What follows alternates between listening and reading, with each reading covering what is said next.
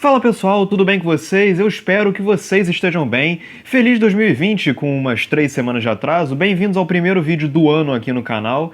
E hoje vocês perceberam que a gente está num cenário diferente. Na verdade não tem cenário nenhum, né? É só uma parede branca com um sofá aqui, porque eu não tô afim de gravar no quarto. Basicamente por isso. Hoje eu resolvi vir aqui falar um pouquinho com vocês sobre 1917, que é o filme novo do Sam Mendes, que está indicado aí a várias categorias do Oscar, entre elas melhor filme, direção, roteiro, um monte de categorias técnicas. E o filme vai estrear agora essa semana e eu gostei muito do filme. Gostei muito e vou escrever sobre ele com mais detalhes e tal, mas resolvi gravar esse vídeo aqui rapidinho de antemão. O Sam Mendes, ele é um cara que já tem uma história pregressa no Oscar. Ele já ganhou o Oscar de melhor filme em 2000 pelo Beleza Americana, depois ele dirigiu Soldado Anônimo, Estrada pra Perdição, ele teve uma incursão muito bem sucedida pela série 007 com Skyfall e depois com Spectre, e aqui no 1917, o objetivo principal do Sam Mendes e do filme de um modo geral é, acima de tudo, proporcionar uma experiência estética imersiva para o espectador.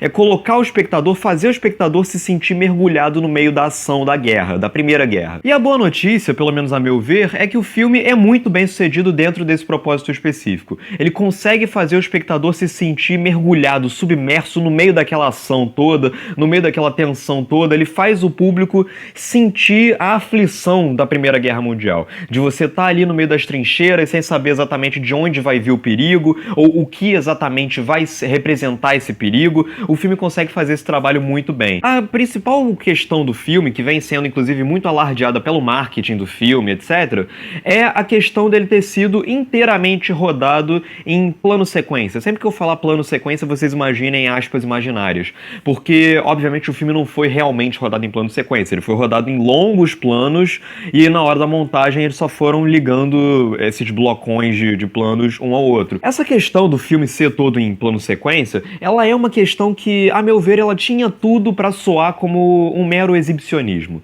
Se você for pensar, por exemplo, no Birdman, que é o filme que ganhou o Oscar de melhor filme alguns anos atrás, o Inhárritu, o diretor daquele filme, ele também seguiu a mesma estratégia de fazer o filme inteiro simulando um plano sequência, só que naquele filme, essa estratégia, ela soava muito como uma distração, como um gimmick, do tipo, olha como eu sei fazer um negócio bonito. Ou seja, o tempo todo o Inhárritu, ele queria lembrar para o espectador que tinha um diretor por trás da câmera, e isso meio que quebrava a imersão. No 1917, o que acontece é o oposto. O filme consegue usar o plano sequência para conferir ao espectador essa imersão, para fazer o espectador se sentir no meio daquela realidade, inclusive daquele tempo. O filme todo, quase todo, ele é meio que em tempo real, ou seja, não existem muitas elipses, não existem muitos saltos temporais. Então, essa questão do filme ser plano sequência faz o espectador ter uma noção fluida, contínua, de um ponto que liga outro, que liga outro, que liga outro, e isso faz o espectador sentir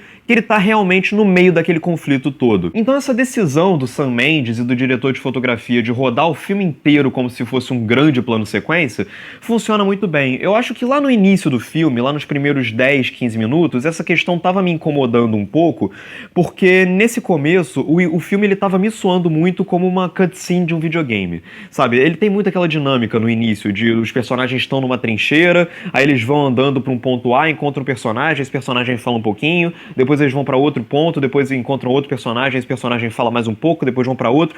Então essa dinâmica de cena de videogame, ela existe um pouco no início, eu tava achando ela um pouco problemática, mas depois, quando os personagens vão pro campo de batalha e vão pra tensão de fato, aí o filme melhora e funciona maravilhosamente bem. E é interessante porque, dada toda essa natureza do filme, de ser um filme muito preocupado com a técnica e com a estética, eu confesso pra vocês que eu tinha um certo receio que o filme ele fosse ser estetizado demais, vamos dizer assim. Ele ia ser um filme excessivamente frio, excessivamente técnico, e nisso uma coisa que me surpreendeu bastante no filme, na direção do Sam Mendes, é que, embora ele seja muito preocupado sim com a estética, com a forma, com a técnica e com imergir o espectador no meio daquele universo todo, ele ainda assim, ele consegue conferir um olhar muito intimista e muito humano à ação retratada na tela e aos dramas dos personagens. personagens. A câmera, inclusive do Sam Mendes, do diretor de fotografia, ela acompanha os personagens muito de perto, quer dizer, nem sempre tão de perto, mas ela tá sempre no chão, ela tá sempre próxima aos personagens. Inclusive, essa questão do filme ser bastante humano, tem uma coisa que até me chamou a atenção no filme, que ele foca em vários pequenos detalhes, né, no cotidiano daqueles personagens, que faz o cotidiano desses personagens soar mais convincente. A família deles não queria que eles fossem pra guerra, mas eles foram, e nisso eles mantêm a esperança de um dia poder voltar pra família deles, etc. Que é uma coisa que a gente esperaria de personagens no meio daquele horror todo.